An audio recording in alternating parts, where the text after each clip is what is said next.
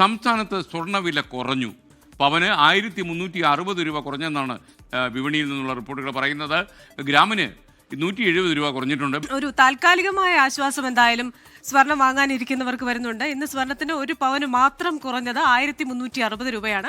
ഗ്രാമിന് 170 രൂപയാണ് കുറഞ്ഞത്. അതുകൊണ്ട് തന്നെ ഇന്ന് ഒരു പവന്റെ സ്വർണ്ണവില 89,680 രൂപയിലേക്ക് താഴ്ന്നിരിക്കുകയാണ്. ഇനി നമ്മൾ ഈ മാസത്തെ സ്വർണ്ണവിലയുടെ പോക്കൊന്ന് നോക്കിക്കഴിഞ്ഞാൽ ഈ മാസം 1-ാം തീയതി 87,000 രൂപയിലായിരുന്നു പവന് തുടങ്ങിയത്.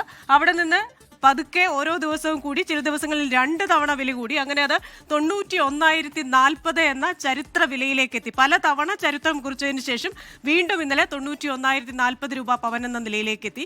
അവിടെ നിന്നാണ് ഇന്നിപ്പോൾ ഒരു താഴേക്ക് വന്നിരിക്കുന്നത്. നമ്മൾ ഈ ഗ്രാഫ് നോക്കിയാൽ മൊത്തം ഉയർച്ചയാണ്. അവിടെ നിന്ന് താഴേക്ക് വരുന്നു. ഇവിടെ ഇപ്പോൾ 89,680 എന്ന് പറയുന്ന നിരക്കിലാണ് ഇന്ന് പവന്റെ വില.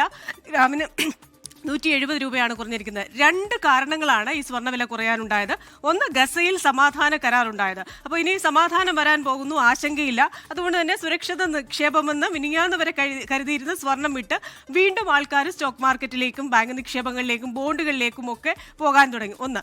2, ഈ സ്വർണത്തിന്റെ വില ഇത്രയധികം കൂടി നിൽക്കുമ്പോൾ സ്വാഭാവികമായിട്ട് നമ്മൾ എന്താ ചെയ്യുന്നത്? കയ്യിലുള്ള സ്വർണം വിറ്റൊഴിക്കും. അപ്പോൾ നിക്ഷേപകർ ധാരാളമായി സ്വർണം വിറ്റഴിച്ചു. അതിനാണ് നമ്മൾ ലാഭമെടുപ്പ് എന്ന് പറയുന്നത്. അപ്പോൾ ഈ ലാഭമെടുപ്പ് കൂടിയതും ഗസയിൽ സമാധാന കരാർ വന്നതും കൊണ്ട് ഒരു ചെറിയ ആശ്വാസം വന്നതുകൊണ്ട് സ്വർണ്ണവില കുറഞ്ഞു. അപ്പോൾ ഈ ഒരാഴ്ച സ്വർണ്ണവിലയിൽ 5 മുതൽ 10% വരെ ഒരു തിരുത്തൽ അല്ലെങ്കിൽ കറക്ഷൻ ഉണ്ടാകുമെന്നാണ് വിദഗ്ധർ പറയുന്നത്.